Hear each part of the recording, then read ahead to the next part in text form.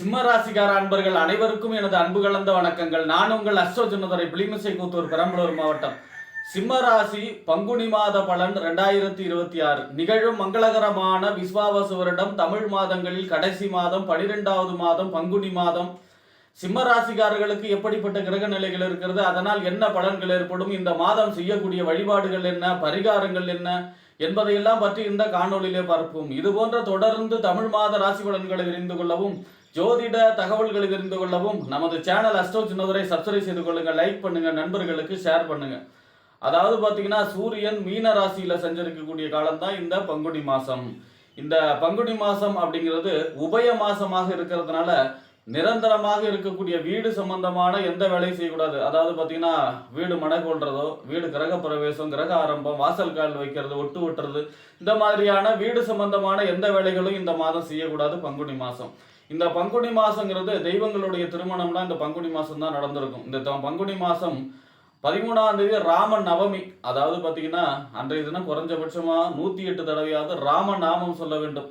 ராமம் நாமம் ஜெபிப்பதற்கு மிக சிறப்பான நாள் ராம நவமி. அன்றைய தினம் 108 தடவையாவது ராமநாமம் சொல்பவர்களுக்கு அவர்களுடைய அதாவது அவர்களுடைய மூதாதைகள் பிதுர் சாபம் வரைக்கும் விலகக்கூடிய அமைப்பு இருக்கிறது.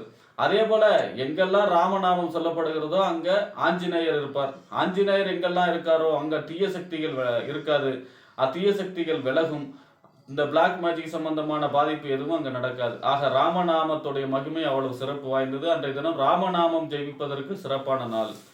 பங்குனி மாசம் 18ஆம் நாள் பங்குனி உத்தரம். அன்றைய தினம் விரதம் இருந்து முருகப்பெருமானை வழிபாடு செய்ய வேண்டும். திருக்கல்யாண உற்சவத்தில் கலந்து கொள்ள வேண்டும். அதாவது தெய்வங்களுடைய திருக்கல்யாண உற்சவத்தில் கலந்து கொண்டு தரிசிப்பவர்களுக்கு திருமண தடை விலகும், திருமண வாழ்க்கை சிறப்பாக இருக்கும், பிரிந்த கணவன் மனைவி ஒன்று சேருவார்கள். ஆக பங்குனி உத்தரம் என்பது அவ்வளவு சிறப்பு வாய்ந்தது. அன்றைய தினம் முருகப்பெருமான் வழிபாடு செய்தும் திருக்கல்யாண உற்சவம் காண்பதும் கோடி புண்ணியத்தை தரும். ஆக இப்படிப்பட்ட சிறப்பு வாய்ந்த இந்த பங்குனி மாசத்துல சிம்ம ராசியை பொறுத்த வரைக்கும் உங்க ராசிநாதன் சூரியன் இந்த மாதம் முழுவதும் 8ஆம் இடத்துல செஞ்சிருக்கிறார். 8ல ஏற்கனவே பாத்தீங்கன்னா சனி இருக்கார், அஷ்டம சனி, அகப்பட்டவனுக்கு அஷ்டம சனி அப்படிங்கிற அமைப்புல இருக்கார். இப்ப பாத்தீங்கன்னா உங்க ராசிநாதனும் 8ல போய் மறைகிறார். பொதுவா 8ஆம் இடத்துல ராசிநாதன் மறையக்கூடாது. இந்த மாதம் புது முயற்சிகள் அனைத்துமே தவிர்க்கணும். வண்டி வாகனங்கள்ல கவனமாக இருக்க வேண்டும். எந்த நம்பிக்கையின் பேரில் எந்த வேலைகளையும் செய்யக்கூடாது. ஏன்னா 8ஆம் இடத்துல உங்க ராசிநாதன் மறைகிறதுனால இந்த மாதம் முழுவதும் சிவபெருமான் வழிபாடு செய்ய வேண்டும். சூரியனுடைய அதிதேவதை சிவபெருமானுக்கு ஞாயிற்றுக்கிழமையிலே விளக்கேற்றி வழிபாடு செய்வது சிறப்பு. பிரதோஷ வழிபாடு செய்வது சிறப்பான நன்மையை தேடி வந்து தரும் சிம்ம ராசிக்காரர்களுக்கு. ஆக இந்த மாதம் சிவபெருமான் வழிபாடு செய்ய வேண்டும். புது முயற்சிகளை தவிர்க்க வேண்டும். பயணங்கள்ல கவனமாக இருக்க வேண்டும். அதே போல பார்த்தீங்கன்னா நம்பிக்கையின் பேர்ல எந்த வேலைகளையும் செய்யக்கூடாது அப்படிங்கிறதும் உண்மை.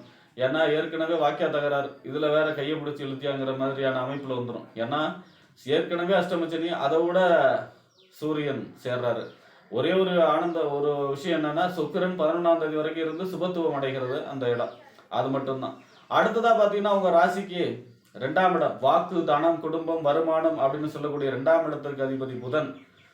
உங்க ராசிக்கு 11ஆம் இடம் என்று சொல்லக்கூடிய லாபஸ்தானம், மூத்த சகோதரஸ்தானம், அபிலாஷிகள் பூர்த்தியாகக்கூடிய இடம். இந்த 2க்கும் 11 கூடிய புதன் உங்க ராசிக்கு 7ஆம் இடத்துல 27ஆம் தேதி வரைக்கும் செஞ்சிருக்கிறார். 6ஆம் தேதி வக்ர நிவர்த்தி அடைகிறார். இது ஒரு சிறப்பான நிலை.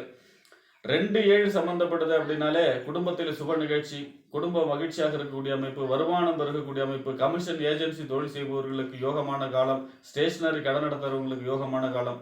11ஆம் இடத்ததிபதி 7ல இருக்காருன்னா வாழ்க்கை துணை வழியாக அனுகூலங்கள், கூட்டு தொழிலே அமோக லாபம், அதே போல பாத்தீங்கன்னா நண்பர்கள் வழியாக உதவிகள் கிடைக்கக்கூடிய அமைப்பு, இந்த மாதிரியான நல்ல பலன்கள் ஏற்படும். 27ஆம் தேதிக்கு அப்புறம் 8ஆம் இடத்துல போய் அவரும் நீச்ச கதியில சஞ்சரிக்க போகிறார். அடுத்ததா பாத்தீங்கன்னா உங்க ராசிக்கு 3ஆம் இடம், முயற்சி ஸ்தானம், இளைய சகோதர ஸ்தானம், வெற்றி, ஒப்பந்தம், கையெழுத்து, கீர்த்தி ஸ்தானம் என்று சொல்லக்கூடிய 3ஆம் இடத்திற்கும் 10ஆம் இடம் என்று சொல்லக்கூடிய தொழில், புகழ், அந்தஸ்து, கௌரவம் அப்படின்னு சொல்லக்கூடிய 10ஆம் இடத்திற்கும் அதிபதி யாருன்னா சுக்கிரன் உங்க ராசிக்கு 8ஆம் இடத்துல செஞ்சிருக்கிறார். 8ஆம் இடத்துல 11ஆம் தேதி வரை செஞ்சிருச்சாலும் உச்சகதியில செஞ்சிருக்கிறார், உச்சமாக செஞ்சிருக்கிறார். உச்சம் பெற்ற கோளுக்கு மறைவு என்பதே இல்லைங்கிற அனுசரிச்சுல அப்ப 11ஆம் தேதி வரைக்கும் சுக்கிரன் முக்கால் சுவர். நவகிரகத்திலேயே சுக்கிரன் முக்கால் சுவர். அப்ப பாத்தீங்கன்னா அங்க இருக்கக்கூடிய சனியை சுபத்துவப்படுத்துறார், சூரியன் அவங்க ராசிநாதனை சுபத்துவப்படுத்துறார். அந்த மாதிரியான நல்ல பலன்கள் ஏற்படும் 11ஆம் தேதி வரைக்கும். எதிர்பாராத அதிர்ஷ்டம், ஏன் அப்படின்னா 8ஆம் இடங்கிறது பொதுவா எதிர்பாராத நஷ்டம், எதிர்பாராத அதிர்ஷ்டம் ரெண்டையும் சொல்லும். அப்ப எதிர்பாராத அதிர்ஷ்டம் 11ஆம் தேதி வரைக்கும் வாய்ப்பு இருக்கிறது சிம்ம ராசியை பொறுத்த வரைக்கும். 11ஆம் தேதிக்கு அப்புறம் பார்த்தீங்கன்னா உங்க ராசிக்கு 9ஆம் இடத்துல சஞ்சரிக்க போகிறார். அதாவது பாக்கிய ஸ்தானம், தந்தை ஸ்தானம், தொலைதூர பயணம், உயர்கல்வி ஸ்தானத்துல சஞ்சரிக்கிறார்.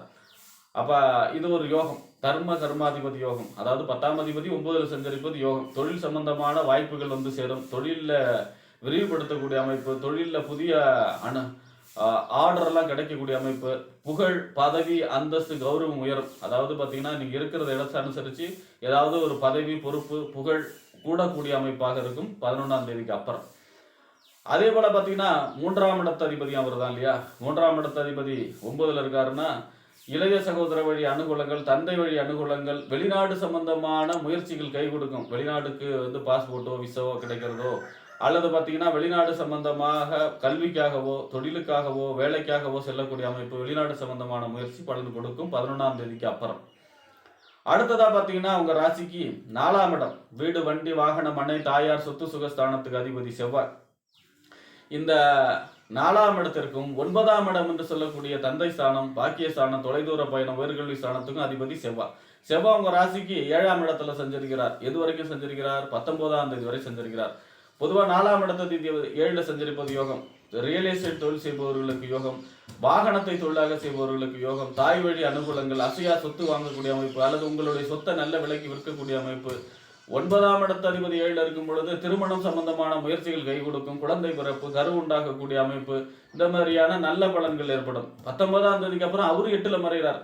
19ஆம் தேதிக்கு அப்புறம் செவ்வாய் 8ல் மறைகிறதுனால வண்டி வாகனங்களில் கவனமாக இருக்க வேண்டும், சகோதரரிடம் விட்டு கொடுத்து செல்ல வேண்டும், நிலம் இட சம்பந்தமான எந்த புது முயற்சி எடுக்கக்கூடாது, வாகன சம்பந்தமா எந்த புது முயற்சி எடுக்கக்கூடாது. 19ஆம் தேதிக்கு அப்புறம் 19ஆம் தேதிக்கு அப்புறம் முருகப்பெருமானை வழிபாடு செய்ய வேண்டும். மாதம் முழுவதும் சிவபெருமான் வழிபாடும். 19ஆம் தேதிக்கு அப்புறம் முருகப்பெருமானை, அதாவது பங்குனி உத்தரத்துக்கு அப்புறம் பார்த்தீங்கன்னா முருகனை கெட்டியா பிடிச்சிக்கணும். முருகனையும் சிவபெருமானையும் வழிபாடு செய்ய வேண்டும். ஏன்னா இந்த மாசம் சிம்மராசியை பொறுத்த வரைக்கும் 8ஆம் இடம் வலுவடைகிறது. ஏற்கனவே அஷ்டமச்சனி, அதில் 8ஆம் இடம் வலுவடைக்கும் போது இந்த மாதம் மேக்சிமம் பார்த்தீங்கன்னா புது முயற்சிகளை தவிர்க்கிறதும், அதே மாதிரி பார்த்தீங்கன்னா நீங்களே ஜாக்கிரதையாக பயணங்களில் ஜாக்கிரதையாக இருக்கிறதும், அல்லது பார்த்தீங்கன்னா 8ஆம் இடம் வலுவடையும் போது யாராவது நம்மளை ஏமாற்றக்கூடிய அமைப்பு இருக்கும். அதனால நம்பிக்கையின் பேரில் இவரை நான் நம்புறேன் அப்படிங்கிற வேலையை இந்த மாதம் செய்யக்கூடாது. ஆக இந்த மாதம் வழிபாடு பரிகாரங்கள் மூலமாக வளம் காணக்கூடிய மாதமாக பங்குனி மாதம் சிம்மராசிக்காரர்களுக்கு அமையும் என்று கூறி விடைபெறுகிறேன். நன்றி, வணக்கம்.